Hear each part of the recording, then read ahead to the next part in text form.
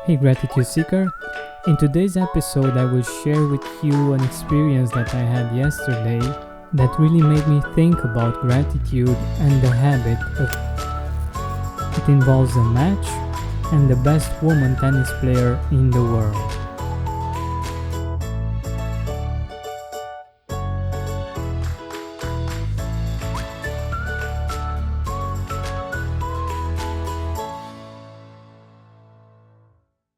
Firstly, I would like to thank Toy Story3 Man from the United States that wrote an amazing review on iTunes for the Gratitude podcast. Truth be told, you just made my day. And receiving these kinds of reviews are actually one of the best gifts that I can receive. In his review, he said, "Recently discovered this and grateful I did. Was doing some serious soul searching about problems in my life, and suddenly I had the feeling that it might be real gratitude that would help me move forward. Hunting around for some meditation podcasts and other tools, I came across this one. I love Georgia's sincerity and the insights and perspectives he brings and shares, and it really helps that most episodes are quick, so I always have the time to listen. Thanks so much, Toy Story3 Man.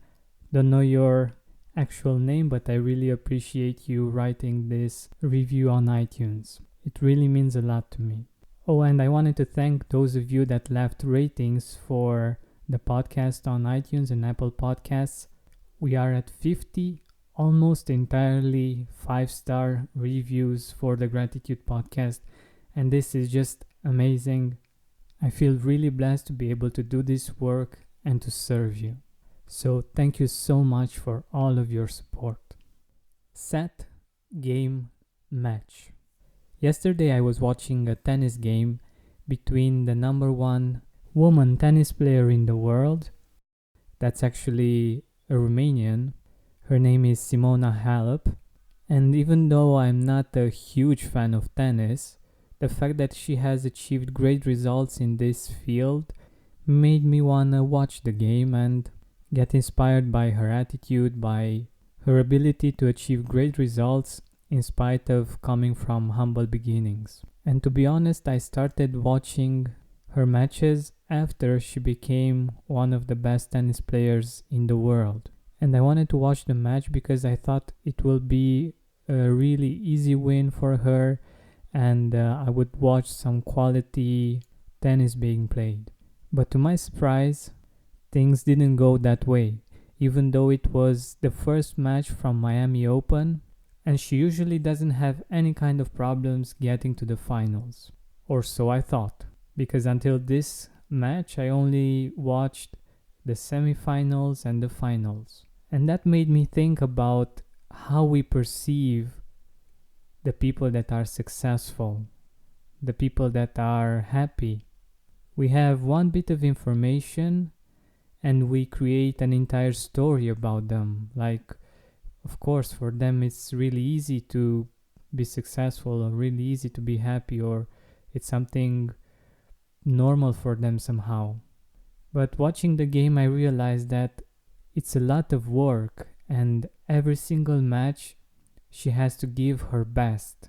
Whether that's the first match of the Miami Open or the finals. And when a tournament is done, she will have to work her way up in the next tournament as well. And in this particular match, her opponent actually won the first game. And until the last 5 minutes of the game, nobody knew who will be the winner. But that's when her champion mindset came out and made a huge difference. And that led to her winning the set, the game, and the match. But what does all of this have to do with gratitude? Well, in life, we have these kinds of challenges of hard opponents. And even though from the outside things might seem really easy for us, unless we don't develop an attitude of gratitude, a habit of being grateful each and every day, when that tough opponent comes into our life, that hard challenge that we have to face, it's going to be really hard to deal with it.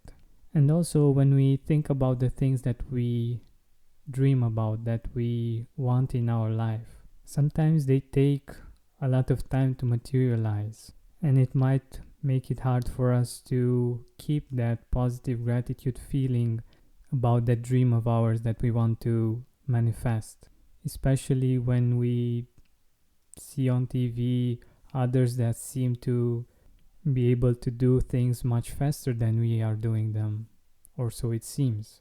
Like it was my case with Simona Halep. I thought that her being the number one female tennis player in the world meant that it's always easy for her to get to the finals and even to win championships. But challenges do appear even at that level, and what's important is how we are prepared for those challenges.